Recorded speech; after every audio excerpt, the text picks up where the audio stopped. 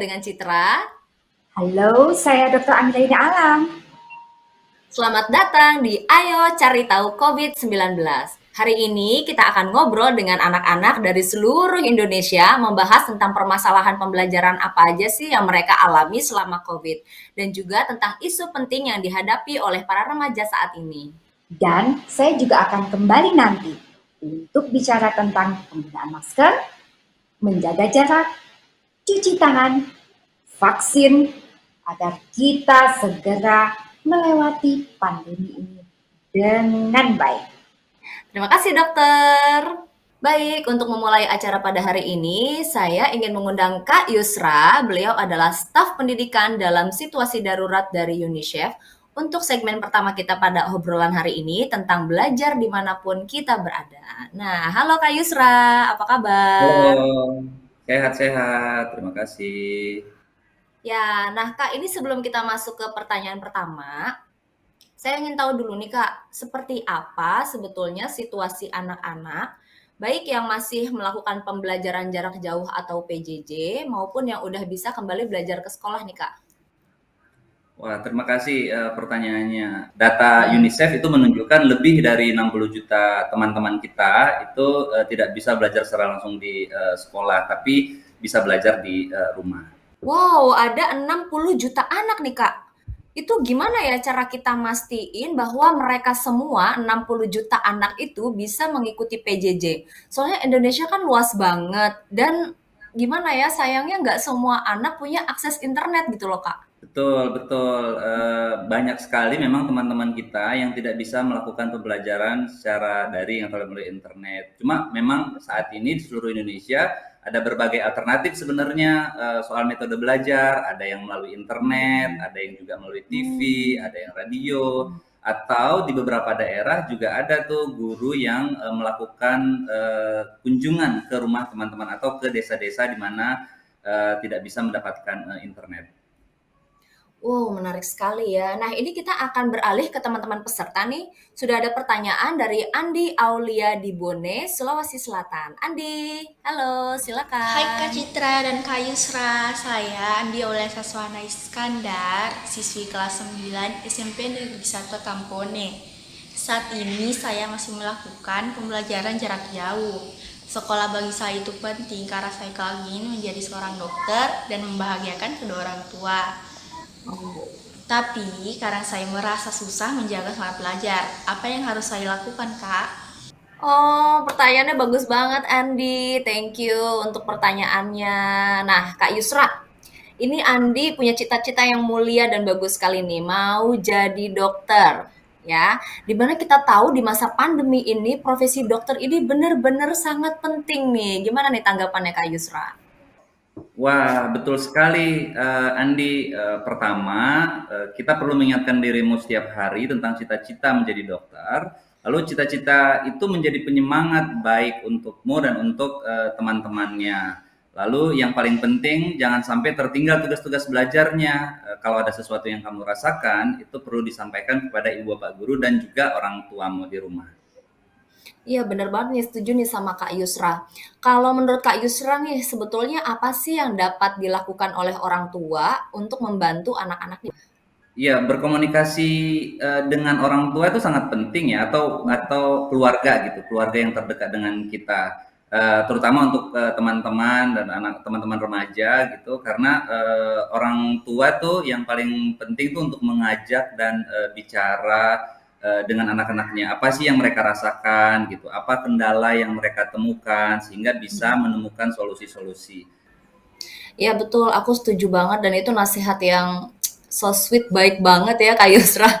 Karena aku sendiri ngerasain setelah jadi orang tua, emang penting banget tuh Kak Yusra untuk kita sering berkomunikasi dengan anak kita. Cuma memang tantangannya adalah kita harus sebagai orang tua tuh harus mampu membuat anak kita merasa nyaman dan aman dengan kita sehingga dia pada akhirnya mau untuk bercerita apapun ke kita orang tuanya gitu ya Kak Yusra. Pertanyaan selanjutnya nih Kak, seperti apa kalau sekolah dibuka kembali nih? Pasti soalnya bakal ada hal-hal yang berbeda. Nah, sekarang kita lihat apa aja yang akan dilakukan oleh sekolah yang satu ini.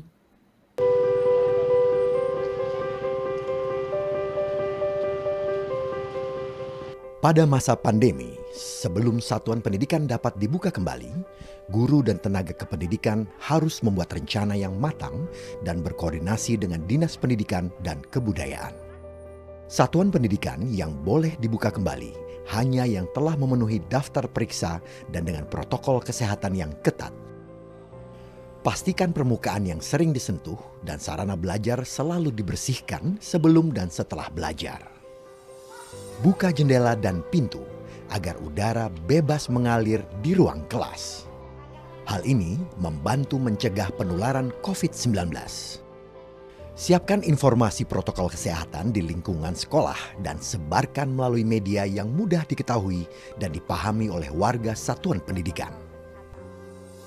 Pastikan setiap orang yang datang ke satuan pendidikan mengenakan masker. Pemeriksaan suhu terhadap warga satuan pendidikan perlu dilakukan setiap hari. Dan selalu menggunakan hand sanitizer atau cuci tangan pakai sabun dengan air mengalir. Jangan lupa menjaga jarak selama di area satuan pendidikan atau di luar satuan pendidikan. Jarak duduk antara murid di ruang kelas minimal 1,5 meter dan tidak melakukan kontak fisik. Kurangi jumlah siswa di setiap kelas dan jenjang pendidikan. Jumlah siswa maksimal 5 orang di PAUD. SD, SMP, dan SMA masing-masing 18 orang. Dan SLB 5 orang. Anak-anak perlu diingatkan terus-menerus tentang protokol kesehatan. Sebelum makan, murid perlu mencuci tangan pakai sabun dengan air mengalir, duduk berjarak dari teman, dan tidak berbagi makanan. Saat pulang, murid diarahkan agar meninggalkan ruang kelas satu persatu. Menjaga protokol kesehatan memang tidak selalu mudah. Setelah beberapa saat, kita bisa saja lupa, terutama dalam hal menjaga jarak dengan orang lain. Jadi, guru dan tenaga kependidikan harus selalu waspada. Orang tua juga harus ikuti protokol kesehatan. Menunggu di luar satuan pendidikan dengan mengenakan masker dengan benar dan menjaga jarak fisik. Ingat, kalau murid atau guru yang merasa kurang sehat perlu tetap di rumah dan menemui dokter jika gejala memburuk. Kondisi ini juga harus disampaikan kepada satuan pendidikan. Hindari risiko penyebaran virus di satuan pendidikan. Ingat, jika aturan kesehatan tidak diikuti dengan baik dan terjadi wabah, sekolah-sekolah dapat kembali ditutup. Kita harus menjaga diri selama pandemi agar anak-anak dapat tetap bersekolah.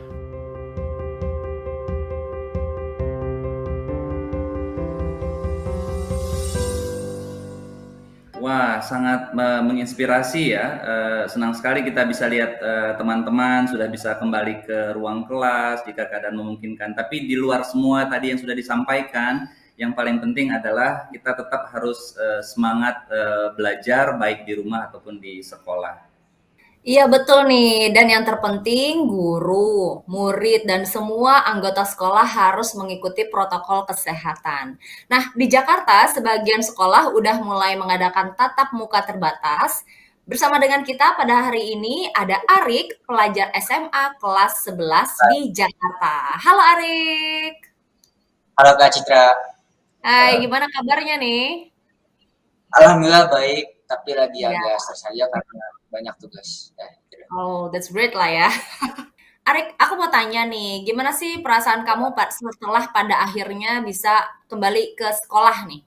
Aku cukup senang ya Kak, karena bisa berinteraksi dengan teman-teman lagi dan guru-guru. Dan sejujurnya juga aku tuh lebih suka offline dibandingkan online karena ketika sama guru tuh kita punya kesempatan untuk bukan hanya kita bisa bertanya kepada guru apa yang kita nggak ngerti di pelajaran sebelumnya. Dan kalau kita tanya di offline tuh kadang tuh lebih enak karena bukan hanya dikasih jawabannya tapi juga dikasih cara mendapatkan jawaban tersebut gitu loh Kak. Arik, apa saja tantangan terbesar sejauh ini yang kamu rasakan? Tantangan terbesar yang aku alami tuh kebanyakan ini Kak, apa sih namanya distraction, dimana karena di rumah juga banyak fasilitas ya untuk apa bermain HP gitu Kak. Jadi kadang tuh suka terlena untuk mengerjakan tugas malah aku terima malah main, jadinya mengakibatkan tuh tugas-tugas banyak terlena, terus skorku jadi nggak optimal gitu Kak. Nah, Arik, ini udah ada pertanyaan dari salah satu teman kita nih di Poso, Sulawesi Tengah, yaitu Marsyanda. Silakan pertanyaannya, Marsyanda. Hingga saat ini sekolah saya masih menerapkan pembelajaran daring. Dan sebenarnya saya khawatir jika nanti sudah kembali tatap muka, saya tertinggal pelajaran. Terlebih lagi sekarang saya sudah kelas 12. Nah, saya mau bertanya, kira-kira apa yang dapat dilakukan jika kita merasa tertinggal pelajaran di sekolah? Terima kasih. Pertanyaan yang bagus banget nih dari Marsyanda. Silakan Arik, mungkin punya saran? Ya Kak, aku punya saran agar kamu percaya diri, tetap percaya diri, dan tidak membiarkan dirimu terbebani karena teman-teman kamu udah di atas kamu. Agar nantinya nih kamu tahu kekuatan dan potensimu sendiri, gimana agar tidak merasa tersaingi oleh teman-teman yang lainnya. Jadi ya menurut aku kamu tetap harus percaya diri sama terus belajar ya. Gitu. Wow, thank you Arik untuk jawabannya dan juga untuk Kak Yusra atas bincang-bincangnya di segmen ini. Setelah ini kita akan bahas satu isu serius yang dihadapi anak akibat COVID. So, jangan kemana-mana ya. Tahun ajaran baru sudah dimulai. Dalam pandemi ini, sebagian anak-anak masih harus belajar dari rumah. Tapi sebagian sudah dapat kembali ke sekolah. Di sekolah, protokol kesehatan harus dipatuhi dengan benar. Misalnya, mencuci tangan dengan sabun, periksa suhu sebelum masuk kelas, memberi jarak minimal 1,5 meter antar meja, jaga jarak di luar, dan pakai masker setiap saat. Jangan lupa, jika anak sakit, beritahu guru dan jangan pergi ke sekolah. Bagi anak yang belajar di rumah, orang tua dapat membantu mereka. Ajak anak membuat jadwal harian untuk belajar, istirahat, dan juga olahraga. Luangkan waktu untuk anak. Jika anak butuh bantuan, bicarakan ke guru. Yang terpenting, anak dapat belajar dengan aman dimanapun mereka berada. Bersama, kita bisa atasi pandemi ini.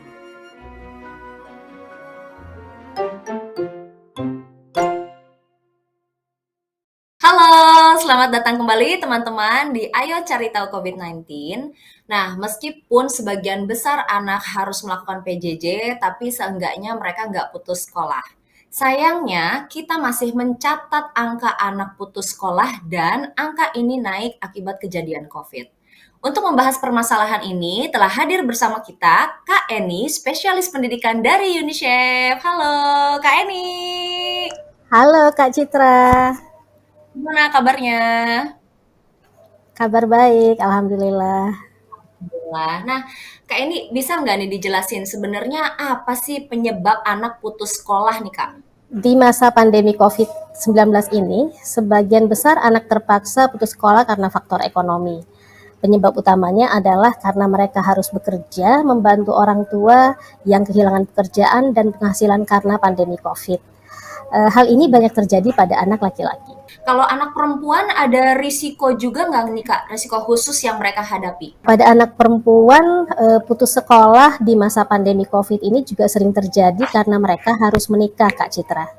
Harus menikah, ya ampun. Terus Kak Eni, ini sebenarnya apa sih yang bisa dilakukan oleh orang tua jika mengalami kesulitan dalam mempertahankan pendidikan anak? Sebenarnya ada beberapa hal yang bisa dilakukan orang tua. Orang tua dapat menghubungi guru atau kepala sekolah untuk menyampaikan masalah yang mereka hadapi. Selain itu, jika orang tua menghadapi kesulitan ekonomi, orang tua juga dapat menghubungi pemerintah setempat agar mereka memperoleh bantuan sosial yang disiapkan pemerintah selama masa pandemi COVID ini. Ya benar, soalnya emang sangat penting sih Kak untuk diingat ya bahwa pendidikan sampai tingkat SMP itu kan memang wajib dan bahwa pendidikan itu luar biasa penting untuk masa depan kita semua. Dan sangat penting bagi orang tua untuk memastikan anak tetap bersekolah dan menyelesaikan pendidikan paling tidak sampai ke jenjang pendidikan SMA. Nah, hari ini nih Kak Eni dan teman-teman semuanya, kita udah kedatangan tamu di mana ia berhasil kembali bersekolah setelah sempat mengalami putus sekolah. Siapakah dia? Yuk kita simak kisahnya.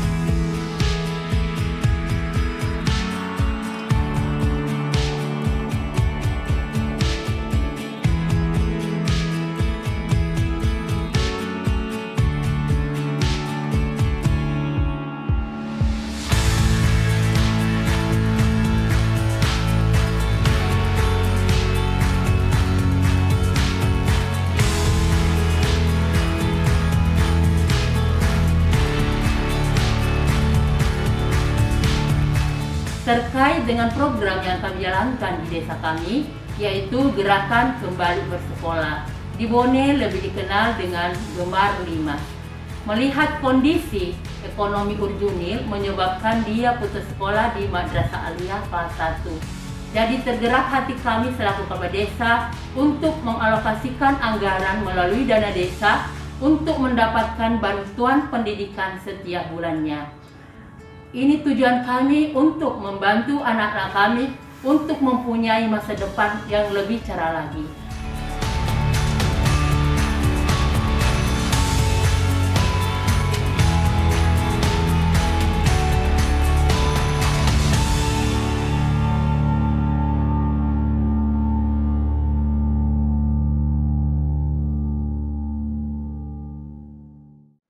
Juni, halo. Wah, senang banget nih pada siang hari ini Juni bisa bergabung bersama kita di acara pada hari ini. Gimana kabarnya Juni? Alhamdulillah baik Kak. Alhamdulillah. Nah Juni, tadi kan kita udah tonton nih videonya Juni, itu buat aku inspiratif and touching banget. Bisa nggak Juni ceritain gimana sih perasaan Juni pada saat mengalami putus sekolah, terus ada perasaan cemas nggak pada saat itu? Cemas banget Kak, karena sekarang kalau mau cari kerja Kak susah kalau nggak sekolah Kak. Nah, cemas kayak mana nanti ke depannya masa depan saya tidak belajar, tidak bersekolah, tidak mempunyai ilmu. Misalnya kalau saya tidak bersekolah, apakah masa depan saya akan suram? Lalu bagaimana perasaan Juni setelah kembali bersekolah? Seneng banget Kak, karena udah bisa kembali belajar, ketemu teman-teman, sama guru-guru. Rencananya Juni nih setelah lulus SMA mau ngapain nih Juni nih? Misalnya kalau ada biaya, mau ngelanjutin ke sekolah yang lebih tinggi lagi Kak. Amin, duh cita-citanya mulia banget, pengen sekolah terus, pengen belajar terus ya Juni. Pokoknya kita semua di sini mendoakan supaya semua yang direncanakan oleh Juni berjalan lancar. Nah Juni, boleh nggak sih aku minta pesan dari Juni nih buat teman-teman semuanya supaya tetap bersemangat bersekolah gitu. Pesan dari saya, tetaplah bersekolah dan janganlah menyerah karena bersekolah itu seru, karena bisa ketemu teman-teman, belajar bersama, dan dapat ilmu dari guru-guru. Oke, wah thank you banget Juni udah bergabung bersama kita pada siang hari ini. Semoga Juni semua rencananya lancar dalam belajar dan bisa tetap berprestasi di sekolah. Oke Juni? Oke Kak, makasih atas doanya. Nah Kak ini masih ada satu pertanyaan lagi nih dari teman kita, Valen dari Kupang. Saya ingin bertanya, apabila ada teman sekelas saya yang ingin berhenti sekolah, apa yang harus saya lakukan agar bisa membantu dia agar tetap bersekolah bersama-sama dengan saya? Itu pertanyaan yang sangat bijaksana. Valen bisa memberikan motivasi agar teman Valen tetap semangat dalam belajar. Kamu juga bisa menanyakan kesulitan apa yang dialami temanmu dalam belajar dan berbagi tips. Misalnya, bagaimana mengatasi rasa bosan selama belajar dari rumah.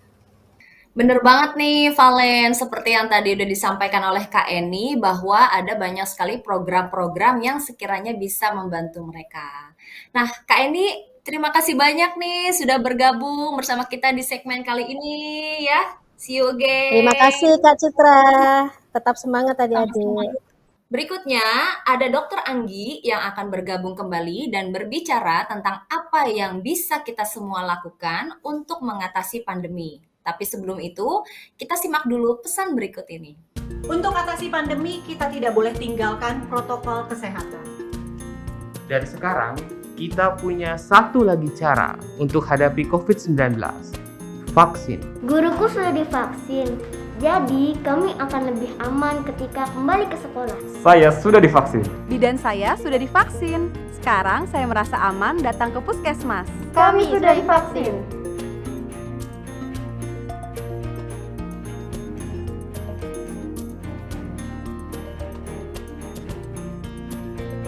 Kami sudah divaksin. Ingat, semakin banyak penerima vaksin, semakin banyak pula orang yang terlindungi. Jadi, saat giliranmu tiba, ayo vaksinasi. Ingin tahu lokasi vaksinasi? Hubungi puskesmas atau fasilitas pelayanan kesehatan terdekat.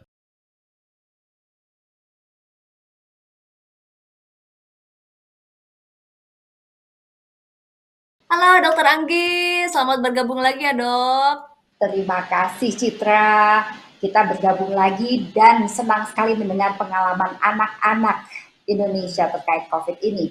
Iya betul dok, terlebih memang situasi mereka itu atau keadaan itu nggak selalu mudah dok untuk mereka.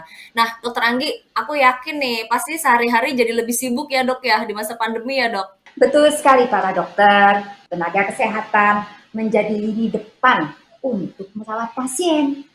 Tetapi sebetulnya garda atau lini terdepan dalam menjaga kesehatan agar tidak terkena COVID justru anak-anak seluruh Indonesia.